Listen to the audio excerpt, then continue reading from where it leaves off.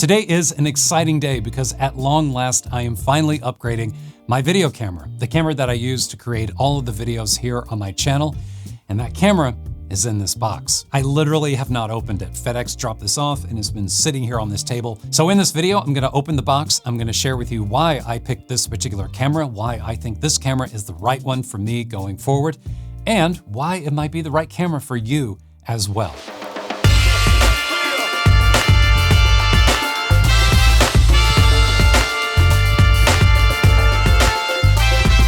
Well, here it is, the Canon EOS R5. Now, if you've been following my channel for the past year, some of you right now may be thinking, wait a second, aren't you the guy who posted a video just a few months ago saying that you were canceling your pre-order for the R5? Well, guilty as charged. I did cancel that pre-order because I wanted to wait a little while longer. I wanted to see how Canon was going to respond to some of the early reviews of the R5, whether they were going to be updating the R5, and I wanted to see what else was going to be coming out on the market from other manufacturers, which might compete with the R5 and might actually be a better camera for me. So why did I return to the R5? Well, here's some context. The camera that I've been using to shoot all of my video with and all of my still photography for the past 4+ years has been a Canon 5D Mark IV. Fantastic camera for still photography, but for video, it's never been a great camera for that. The 4K mode on it is very cropped. It shoots everything in 8-bit, both internal and external, and the camera doesn't even have C-Log on it. I mean, I've just been getting by customizing one of the neutral picture styles on the camera to try and emulate log. It's not a video camera. And the only reason, honestly, why I've been using it is because I already owned one. I've been using this camera for photography, so I just thought, well, it's enough to get by with for a while until I can make a more informed decision, until I figure out what it is that I want going forward. So when I sat down and made a wish list of all the things that I would want out of my next camera in order to make the upgrade worthwhile, what are the things that I would need in my next camera? Item number one was I wanted to make sure that it was a camera that I could use for both still photography and for video. Number two, a camera with a higher megapixel sensor, something higher than the 30 megapixels that I'd been using in the Canon 5D Mark IV. Item number three, I wanted to make sure that it could record full frame, uncropped 4K video so that I could be recording 4K video, I could be uploading 4K video to YouTube as well. Also wanted to make sure that it was 10-bit 422, not the 8-bit, the limited colors that I've been using in the 5D Mark IV. And I also wanted to make sure that it had some flavor of log, some type of log profile so that I could be expanding the dynamic range of the video that I record and to make color grading easier in post. So when the R5 was announced earlier this summer, I mean, here was a camera that appeared to check every single box on my wish list. I could use it for both photography and video. It supported full frame, uncropped 4K, and not only that, but it could shoot 8K video as well, 10-bit 422, built-in Canon C-Log as well. I mean, it checked every single box and it appeared to be the perfect camera. But then came the bad news. The R5 had a rather serious overheating problem when recording video in 4K HQ and higher, including 8K. Now, overheating was not a problem in 1080 and vanilla 4K, but in the mode that everyone wanted, which was the high quality 4K mode, the camera could only record for upwards of maybe 10 minutes, 15 minutes, 20 minutes before the camera would have to be powered off and then left alone for upwards of 20 minutes, 30 minutes. I even heard cases of 45 minutes and longer.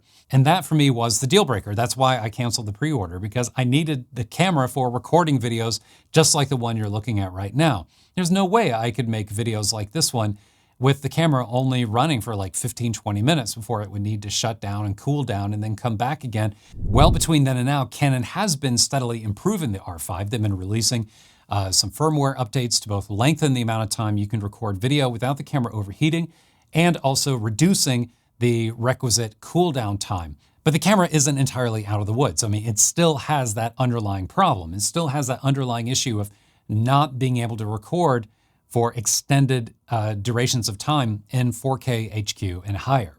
Well, it was then that I learned about the Atomos Ninja V.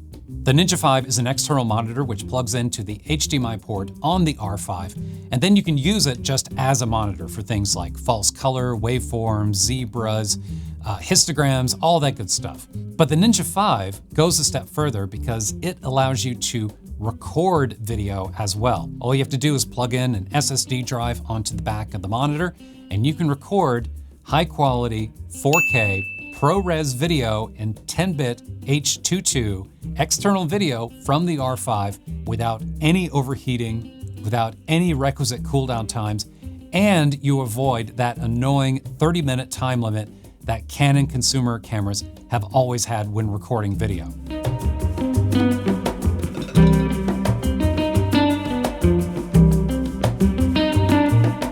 So with that, the R5 suddenly becomes the perfect camera for me. Because now, instead of going out and buying two separate cameras, one for photography and one for video, I can buy just one camera.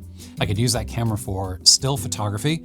I can use the camera for recording short form video, just recording internally to a card on the camera.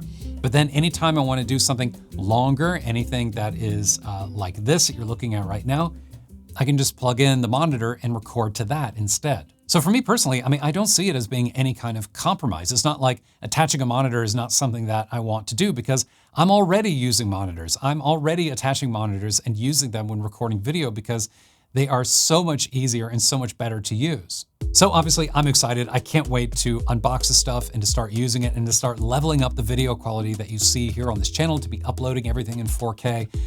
I think that's going to be fantastic. And I'm also excited because, this opens up an entirely new world of accessories and lenses. And one of which is this one here. This is the Viltrox EF and EFS to RF lens mount adapter. So I can be using my EF lenses on the R5.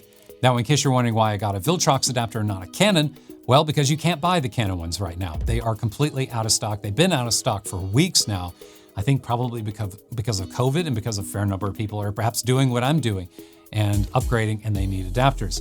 But the Viltrox adapter is in stock, and it's actually cheaper than the Canon adapters as well.